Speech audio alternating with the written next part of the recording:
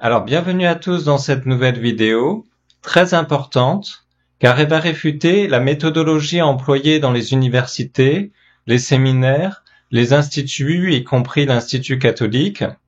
Et cette méthodologie a cela de très dangereuse, c'est que elle revient à désacraliser la Sainte Écriture. Non pas que ceux qui la professent forcément ne confessent pas que la Bible est un ouvrage sacré. Ce n'est pas ça. Souvent, ils vont dire que oui, la Bible est quelque chose de sacré, etc. Mais leur méthodologie va de fait désacraliser la Sainte Écriture. Alors, cette méthodologie est d'autant plus dangereuse que elle ne consiste pas en une erreur comme 2 et 2 font 5, auquel cas il serait très facile de la réfuter et puis personne ne tomberait dans le panneau. Mais c'est une exagération plus qu'une erreur. Et vous savez que les excès, peuvent tuer, et parfois ils tuent davantage que les poisons. Par exemple, chaque année, il meurt plus de personnes par excès de nourriture que par poison. Le poison, tout le monde s'en méfie, et puis voilà. Donc je vais commencer par citer cette exagération avec Michel Langlois, qui ne fait que résumer tous ceux qui enseignent dans les universités. Le problème, si vous voulez, c'est que la plupart des théologiens ne sont pas des linguistes. Et pour moi, c'est assez problématique parce que la première chose quand on veut étudier un texte, c'est de pouvoir le lire. C'est comme quelqu'un vous dit, je suis spécialiste de Shakespeare, mais je n'ai jamais appris l'anglais. On va dire, écoute, tu rentres chez toi, tu apprends l'anglais et tu reviendras quand tu sauras l'anglais. Moi, c'est pareil. Beaucoup de gens qui se disent, je suis spécialiste de la Bible, mais en même temps, je sais pas lire la Bible. Enfin, je sais pas lire, je peux la lire mais il faut que quelqu'un ait fait le travail pour moi d'interpréter, traduire la Bible, etc. Donc, pour moi, c'est indispensable quand on aborde un texte de l'aborder dans sa langue. C'est que comme ça qu'on peut vraiment comprendre ce que j'en dis. Et quand c'est des langues anciennes, c'est très difficile parce qu'effectivement, elles sont anciennes. On peut pas poser la question aux gens, mais attendez, qu'est-ce que ça veut dire? Donc, souvent, ça complique la tâche. Et donc, ça veut dire qu'il faut vraiment se lancer dans des études de linguistique pour bien comprendre les mécanismes des langues. Et malheureusement, il y a très très peu de théologiens ou d'exégètes qui sont vraiment des linguistes. Donc, vous l'avez entendu. Il ne s'agit pas encore une fois de quelque chose de faux, mais de quelque chose de très exagéré. Et nous allons le montrer. D'abord, dans une première partie, j'aborderai donc l'importance des langues, parce que oui, réellement, les langues pour étudier la Sainte Écriture sont très importantes. Il ne s'agit pas de le nier. Mais dans une deuxième partie, qui sera historique, nous verrons comment on en est arriver à exagérer cette importance. Et puis, dans une troisième partie, nous réfuterons ce trop plein d'importance que l'on accorde aux langues. Donc, c'est là vraiment, c'est la troisième partie qui va réfuter. Et si à la limite, vous n'avez pas la patience d'attendre une demi-heure, allez directement à cette troisième partie qui est de loin la plus importante. Donc, première partie, l'importance des langues. En réalité, même si vous êtes le meilleur traducteur au monde, en traduisant une langue dans une autre langue, vous allez opérer une certaine trahison. La raison, c'est que les mots dans une langue, ils ont une signification bien précise. Et quand vous prenez les mots d'une autre langue, vous ne tombez pas sur les mêmes significations. Soit vous allez avoir une langue qui est plus précise que l'autre. Donc, quand vous allez traduire, vous allez élargir le sens qui, au départ, était très précis. Soit alors c'est l'inverse, c'est-à-dire vous allez partir d'une langue qui est plus large, qui est plus vague qu'une autre langue, et en la traduisant dans une langue plus précise, vous allez en fait interpréter parce que vous allez donner un sens précis là où le sens est large. Voilà. Donc, traduction, trahison. Et c'est pour ça que dans mes vidéos, par exemple, je reviens très souvent au mot initial, au mot de la Bible. Par exemple, je l'ai fait avec une vidéo sur la fin du monde, où il y a les mots donc kairos et chronos. Pour dire le temps, il y a deux mots en grec. quand on traduit avec le mot temps en français, eh bien, ça devient imprécis. Donc, le grec est une langue très précise, et la traduire en français, eh bien, ça opère souvent un élargissement du sens et on perd de la précision. Et à l'inverse, l'hébreu, ça a plutôt tendance à être le contraire, c'est-à-dire que c'est une langue plutôt vague. Quand on va la traduire en français, par exemple, eh bien, on va interpréter, on va donner telle signification précise, alors que quand on regarde le texte hébreu, eh bien, ce n'est pas le cas. Alors bon, je caricature un peu parce que en réalité, chaque langue a ses précisions et ses imprécisions. Il y a des langues qui sont très précises sur tel vocabulaire, mais sur tel autre vocabulaire technique, elle sera pas du tout précise. Donc voilà, ça dépend de beaucoup de choses. Et puis, alors il y a le vocabulaire, mais il y a aussi la grammaire. Il y a un problème de grammaire, c'est-à-dire que notamment quand vous passez d'une langue sémite comme l'hébreu à une langue indo-européenne comme le français, eh bien, vous avez de larges écarts et ce n'est plus du tout la même façon de penser. Et alors là, il y a aussi tout un problème de précision. On n'est plus du tout dans la même chose. Voilà. Aussi, si la raison nous indique l'importance des langues, eh bien, la foi nous l'indique aussi, puisque seul le texte employé par l'écrivain sacré est révélé. Donc, les traductions ne sont pas révélées, elles ne sont pas inspirées, et d'où cette importance de revenir à la langue source. Maintenant, nous allons voir cette deuxième partie qui consiste à voir comment de cette vérité que je viens d'énoncer, on en est arrivé à un abus.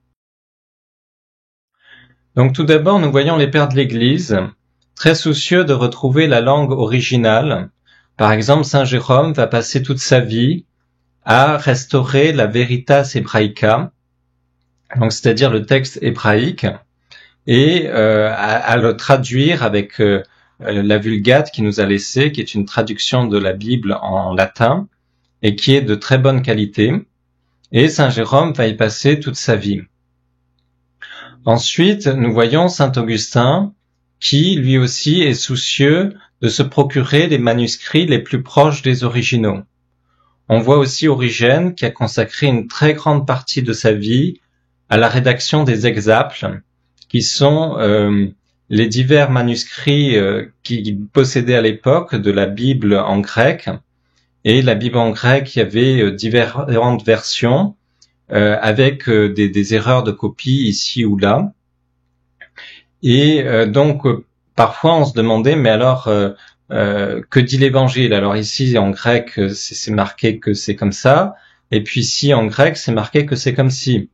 Donc, Origène a eu cette idée de prendre la Sainte Écriture, de la mettre en colonnes. Donc, il y avait 6 colonnes au départ, qu'il a ensuite enrichi de 2 autres colonnes. Mais on voyait donc la Sainte Écriture en grec, dans ces différentes colonnes. Bon, il y avait aussi une colonne en hébreu, mais donc ces différentes colonnes, eh bien, il suffisait quand il y avait une contradiction de regarder les autres colonnes, et puis, eh bien, si la majorité des colonnes donnaient la même chose, eh bien, c'était probablement la vérité se trouvait du côté du nombre de colonnes supérieures qui donnait la même chose. Voilà, très probablement. Donc, cette technique qu'a employée Origène est la même technique que l'on emploie aujourd'hui, mais maintenant c'est informatisé, donc il y a des milliers de manuscrits qui sont comparés, etc. Bon, sauf que aussi on a des manuscrits qui sont pas forcément de meilleure qualité, puisque il y a plus de manuscrits qui se sont perdus, et notamment on a perdu une grande partie des exaples d'Origène, même la plus grande partie. Bon, je referme la parenthèse. Mais donc, vous voyez que Origène a fait ce travail, et les pères de l'Église régulièrement reviennent aux mots employés par la Sainte Écriture pour leurs commentaires, etc. Et puis maintenant, nous allons voir la suite, c'est-à-dire nous passons de l'Antiquité chrétienne au Moyen Âge. Et au Moyen Âge, en raison des invasions barbares, eh bien, va se perdre cette science du grec et on va donc avoir des copies de mauvaise qualité. On va avoir une mauvaise connaissance aussi de ces langues.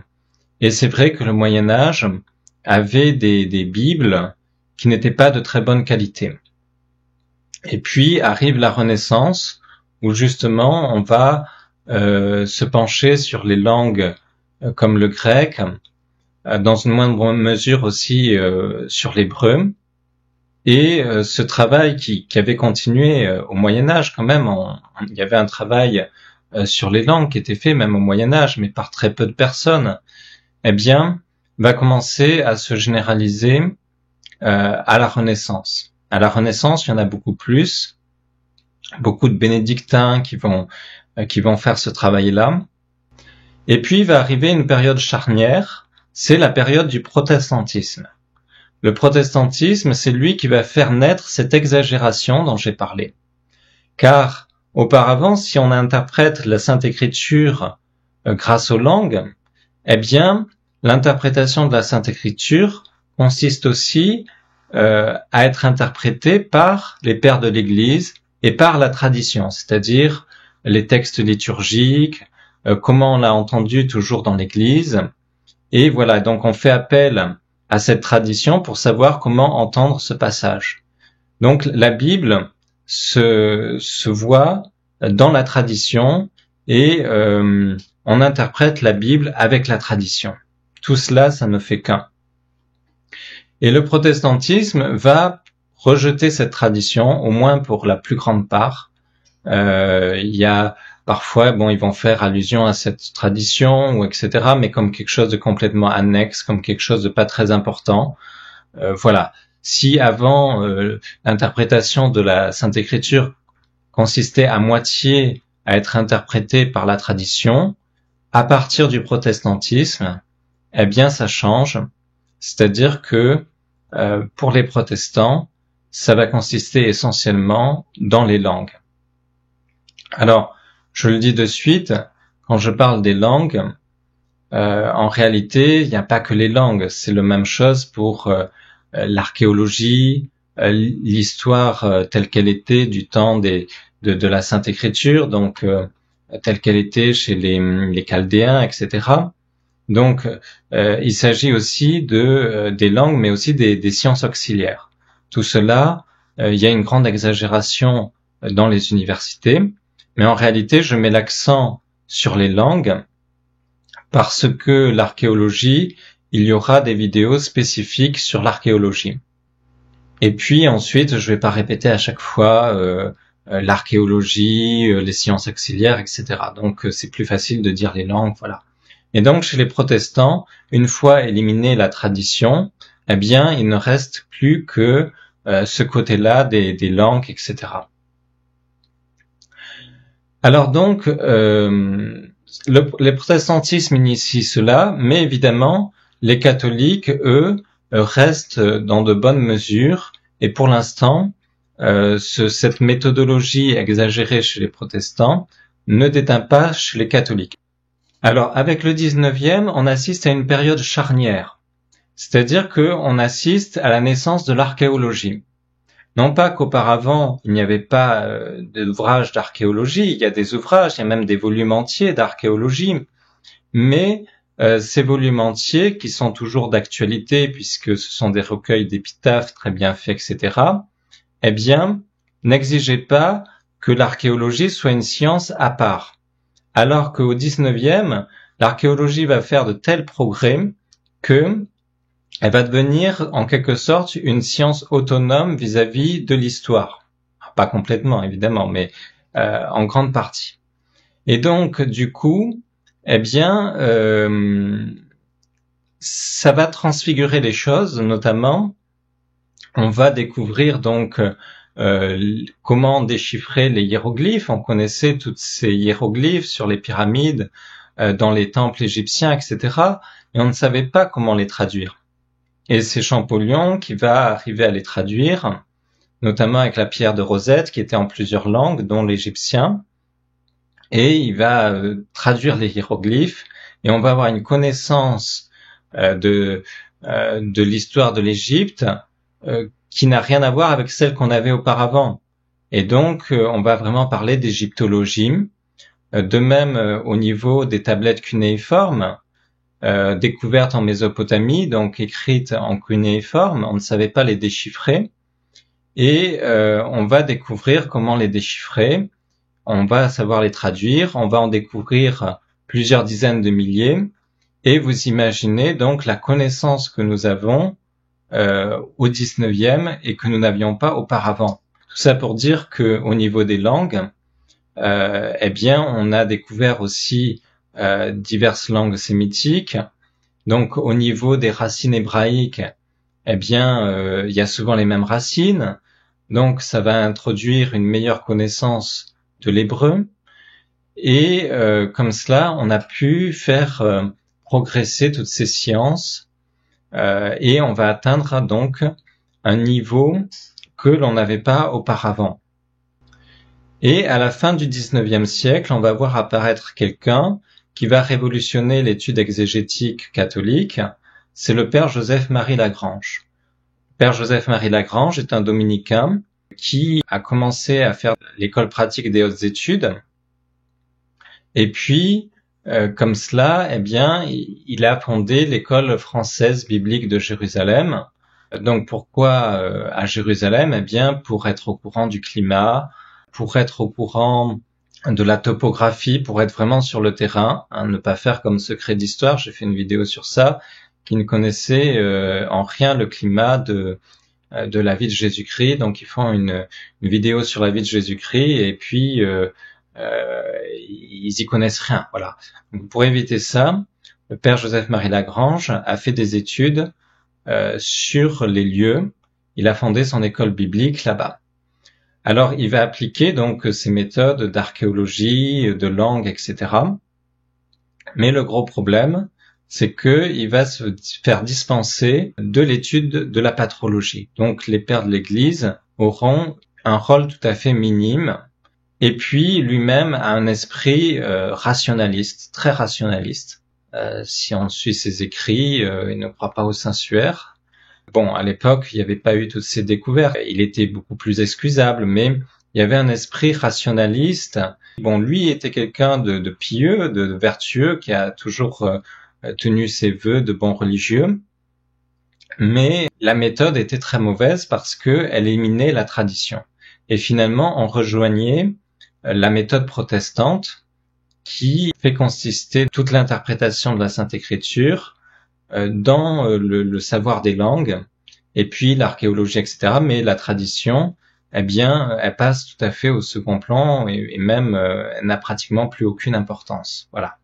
Alors, c'est pas évidemment ce que disait le père Lagrange, mais c'était de fait sa façon d'aborder les Saintes Écritures, éliminer la patrologie, elle éliminait les pères de l'Église, elle éliminait la tradition.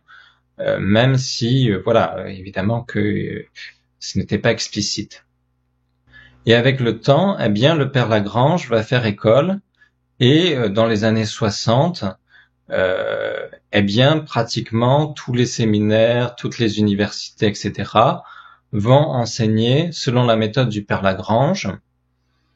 Et évidemment, c'est très dommageable, comme nous allons le voir dans cette troisième partie. Donc, troisième partie, réfutation de ceux qui font de l'usage des langues quelque chose d'absolu. Eh bien, il faut dire que faire du texte, de la matérialité du texte, quelque chose d'absolu, c'est quelque chose de grave parce que il peut y avoir des erreurs de copistes ici ou là. Et donc, si on en fait quelque chose d'absolu, ça veut dire que ces erreurs vont ne pas être modéré par autre chose. Et ce qui va modérer justement ces éventuelles erreurs, eh bien, c'est la tradition et c'est les saints-pères, etc. Donc, il faut être conscient que nous n'avons pas le texte tel qu'il a été rédigé par les écrivains sacrés. Alors évidemment, aujourd'hui, dans la critique, etc., on en tient compte, on essaye d'avoir le texte le plus précis possible, et puis on dit, bon ben voilà, c'est très probable que ça soit le texte, etc. Et puis, en général, c'est quand même très probable, mais il y a des exceptions, et je vous dis, on ne peut pas en faire quelque chose d'absolu. Et c'est ça dont il faut être conscient. Et puis la deuxième raison pour laquelle il ne faut pas faire de la matérialité du texte quelque chose d'absolu, c'est que les évangélistes, les apôtres, le Nouveau Testament ne l'ont pas fait. Ils n'ont pas fait de la lettre quelque chose d'absolu, quelque chose qu'ils ont recherché avec soin au point d'y passer la majeure partie de leur temps. Pas du tout. Même, je dirais, on est très surpris parce que les citations de l'Ancien Testament par le Nouveau Testament sont très libres. Elles sont très paraphrasées. On rajoute des mots, on en enlève. Vraiment, ce qui intéresse, c'est le sens, c'est l'esprit qui vivifie. La lettre, eh bien, on en fait quelque chose d'approximatif dans la plupart des cas. Il y a plusieurs centaines de citations dans la Sainte Écriture, dans le Nouveau Testament, de l'Ancien Testament, et c'est toujours quelque chose d'approximatif. Ce qui intéresse, c'est l'esprit, ce n'est pas la lettre. Je vais vous prendre cet exemple. C'est saint Matthieu qui cite le prophète Michée. Alors vous voyez, je vous mets sur 2 colonnes. Dans une colonne, vous avez la prophétie du prophète Michée qui dit que Bethléem est petite entre les villes de Juda. Et dans l'autre colonne, vous avez la citation qu'en fait saint Matthieu. Et là, c'est exactement l'inverse, c'est-à-dire que Bethléem n'est pas petite entre les villes de Judée. Et donc, on a une matérialité qui est tout à fait opposée. Dans un cas, on a une affirmation, et dans l'autre cas, eh bien, il y a la négation de ce qui avait été affirmé. Alors, un professeur de langue, il vous met 0 pointé, et c'est bien fait pour vous parce que réellement, ça vaut rien comme traduction. Au niveau matériel, j'entends. Mais maintenant, si on regarde l'esprit, eh bien, le sens est absolument le même. C'est-à-dire que dans les 2 cas, nous avons Bethléem qui est petite géographiquement, mais qui moralement est très grande parce qu'elle accueillera le Messie. Et donc, le sens que nous livre le Nouveau Testament n'est pas du tout fautif. Heureusement, parce qu'il y aurait une erreur dans la Sainte Écriture, mais ce n'est pas du tout fautif, parce que l'esprit est exactement le même que celui que nous transmet le prophète Michée. Alors on pourrait essayer de s'en tirer en disant, oui, voilà, en fait, saint Matthieu, il cite le Sanhédrin, et dans les citations, eh bien, ce qui est garanti, c'est que la citation a bien eu lieu, mais ça ne garantit pas que la citation eh bien, correspond au texte original.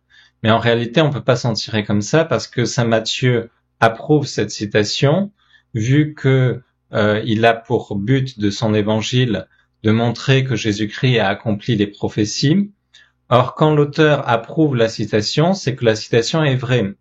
Donc, nous avons bien une citation qui est vraie, et c'est vrai que elle est exacte, mais matériellement, elle est fausse. Voilà. Alors, ce n'est pas un accident, c'est-à-dire que dans tout le Nouveau Testament, eh bien, il y a des centaines de citations de l'Ancien Testament et elles sont approximatives. Approximatives, non, au niveau de l'esprit, elles ne sont pas approximatives, mais au niveau de la lettre, au niveau de la matérialité du texte, elles le sont. Alors, est-ce que ça veut dire que les langues n'ont plus d'importance et que l'on peut ne pas avoir cure de la matérialité du texte? Bien non, il convient de ne pas exagérer. Voilà, au milieu siège la vertu. Et vous prenez par exemple saint Paul, parfois il sait être précis. Prenez le passage que je vous ai donné dans la vie d'Abraham, où saint Paul insiste sur le texte qui dit il n'est pas écrit à ses descendants, mais à sa descendance. Alors vous voyez, ça pourrait paraître quelque chose d'anodin. Finalement, que ça soit à ses descendants ou à sa descendance, ça serait la même chose. Eh bien, pas du tout. Parce qu'à sa descendance, en fait, ça désigne le Christ, nous dit saint Paul. Donc vous voyez comment de la matérialité du texte, il s'élève à cette sublimité. Donc l'importance des langues, elle reste, mais il ne faut pas l'exagérer. Le gros problème aujourd'hui, c'est qu'on exagère. Et dans quoi l'on tombe, dans quel excès on tombe? Eh bien, je vais prendre une métaphore pour vous l'expliquer. Mais si vous voulez, la langue est à l'exégèse ce que le terreau est à la plante. La langue est à l'interprétation ce que le terreau est à la plante. Or, la plante, eh bien, le terreau est très important. Plus il sera riche, etc., plus la plante va s'épanouir, etc. Ça, c'est évident. Donc, les langues sont très importantes. Mais la croissance de la plante, c'est aussi l'eau, le soleil, et c'est beaucoup cela. Et aujourd'hui, le problème, c'est qu'on en reste à la matérialité du texte. Donc, si vous voulez, on met tout dans le terreau. Et on obtient une sorte de germe tout à fait énorme, mais qui ne s'élève pas. Et donc, l'on assiste à quelque chose de monstrueux. Je pèse mes mots. C'est-à-dire que la sacralité est complètement ruinée. Je vais vous prendre un exemple concret. Prenez par exemple saint Thomas d'Aquin. Saint Thomas d'Aquin, donc lui, est mort en 1274. Donc il a vécu à la fin du Moyen-Âge. Et il n'a pas une traduction de la Bible très bonne. Pourquoi? Parce qu'il avait en sa possession une Vulgate. Alors, la Vulgate est une très bonne traduction de la Bible, mais il se trouvait que sa Vulgate était une copie de copie de copie, etc. Et donc, elle était de mauvaise qualité. Bon. Mais saint Thomas d'Aquin connaissait d'autre part très bien les pères de l'Église. Il avait une foi, la foi d'un saint, donc avec un don d'intelligence très important, don du Saint-Esprit qui va avec.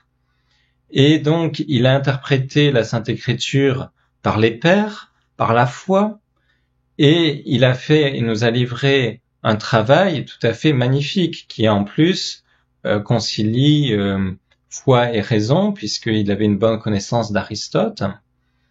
Et son travail est quelque chose de merveilleux. Maintenant, si vous prenez les exégètes aujourd'hui, ils vont avoir accès dans la langue originale, etc. Et c'est très beau, c'est très bien. Mais au niveau sacré, ça ne suivra pas. Pourquoi? Parce que existe la tradition, existe le sens de la foi, et en fait, on aura quelque chose de tout à fait débile comme ce germe qui grandit dans ce terreau, mais qui n'arrive pas à s'élever, qui n'arrive pas à en sortir, et on n'arrive pas à s'élever à l'esprit qui vivifie. Je vous ai cité Michel Langlois, mais Michel Langlois, justement, eh bien, qu'est-ce qu'il dit? Il compare avec Shakespeare. Eh bien, pour rebondir sur ce qu'il dit, c'est-à-dire qu'aujourd'hui, on étudie la Sainte Écriture comme on étudie Shakespeare. Mais ça ne va pas, parce que d'abord, comme je l'ai dit, eh bien, on a l'œuvre de Shakespeare au mot près, alors qu'on n'a pas les Saintes Écritures au mot près. Et puis, ensuite, Shakespeare, c'est un ouvrage qui n'est pas révélé, ce n'est pas quelque chose de sacré. Alors que pour la Sainte Écriture, c'est quelque chose de sacré. Et on ne peut pas l'étudier comme si ça n'était pas quelque chose de sacré. On peut appliquer les méthodes d'archéologie, de linguistique, etc. Et c'est souhaitable de le faire. Je vous mets sous les yeux ce qu'en ont dit les papes, par exemple Léon XIII, Saint Pie X, Pie XII. Donc il convient d'appliquer l'archéologie, la linguistique, tout ça, à la Sainte Écriture. Mais ça ne doit pas être la seule règle. Je vous mets par exemple ce qu'écrit Pie XII dans Divino Afflante, où il rappelle que la tradition est une grande partie de l'interprétation des Saintes Écritures. Donc voilà, j'espère que cette vidéo vous aura plu. Comme d'habitude, je vous invite à laisser un pouce bleu, et puis à vous abonner et à diffuser.